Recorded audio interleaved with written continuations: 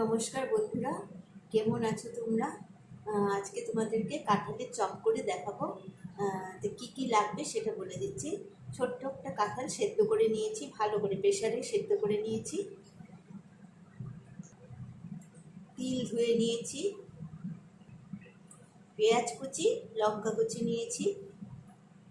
এখানে বাটা মশলা নিয়েছি, সেখানে হলো পেঁয়াজ বাটা, রসুন বাটা, কাঁচা লঙ্কা বাটা, আর গরম মশলা বাটা নিয়েছি, আর হলুদ আর নুন নিয়েছি।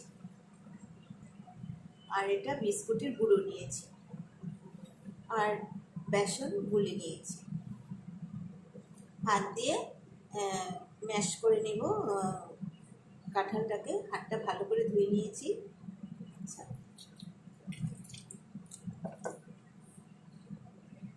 ভালো করে মেখে নিয়েছি, মানে কাঁঠালটাকে।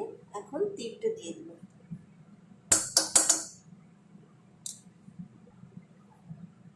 বাটা মশলাটা দিয়ে দেব।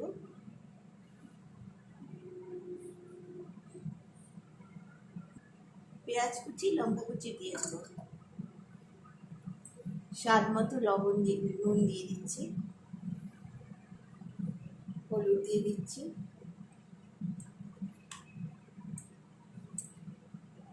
এখন সব উপকরণগুলি ভালো করে মেখে নেব।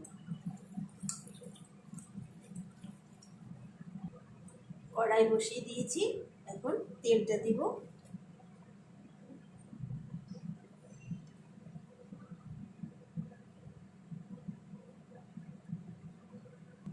দেখুন, যে কোনো আকারের শেপ তৈরি করে নিয়েছি কাঁঠালের।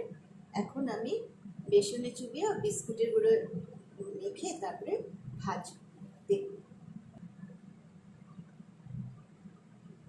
বেসনে ডুবিয়ে নিচ্ছি।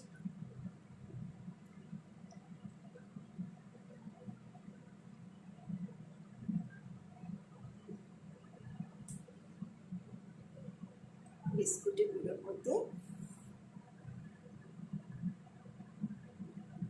বাইন্ডিংটা করে দিচ্ছি।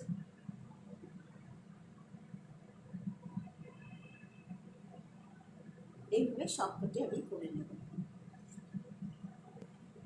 আরেকটা দেখিয়ে দিচ্ছি, আবার বেসনে ডুবিয়ে নিচ্ছি।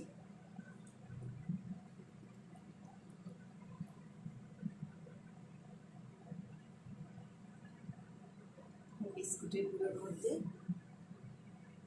বাইন্ডিং করে নিচ্ছি।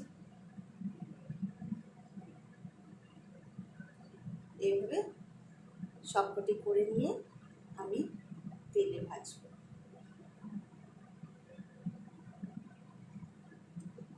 দুটো হয়ে গেল।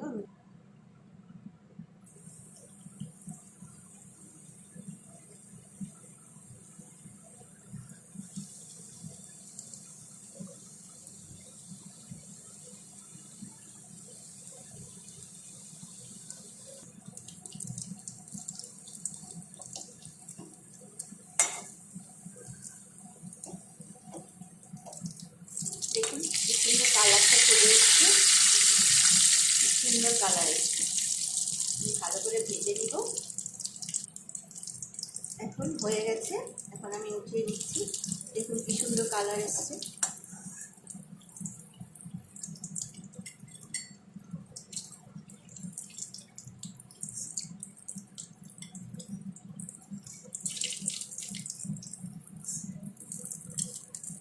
এইভাবে সবকটা আমি ভেজে নেব।